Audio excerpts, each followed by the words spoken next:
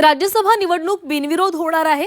राज्यसभेच्या 7 जागांसाठी 7 अर्ज दाखल झाल्यानं ही निवडणूक बिनविरोध होणार असल्याचं स्पष्ट झालंय।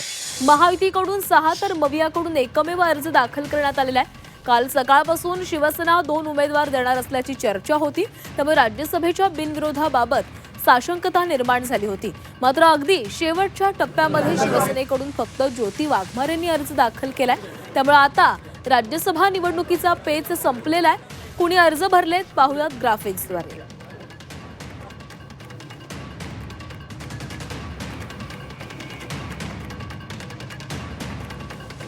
राज्यसभेसाठी भाजपकडून रामदास आठवले आणि विनोद तावडे यांनी अर्ज भरलेला आहे। सोबतच भाजपकडून माया युवनाते आणि रामराव वडकुते यांनी देखील अर्ज भरला आहे।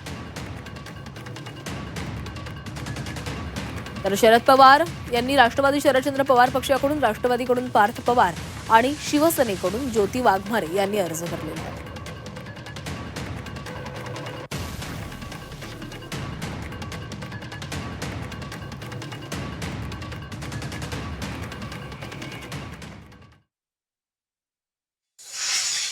मला तर राज्यसभेवर बीजेपीने पाठवले।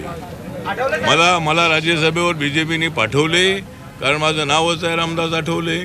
त्यामुळं बीजेपीने मला तिसऱ्यांदा राज्यसभेवर पाठवलेलं आहे आणि मी नक्कीच त्या न्यायासाठी मी आवाज उठवत राहणार आहे। मला पूर्णपणे विश्वास होता की मी नरेंद्र मोदींच्या मंत्रिमंडळामध्ये आहे।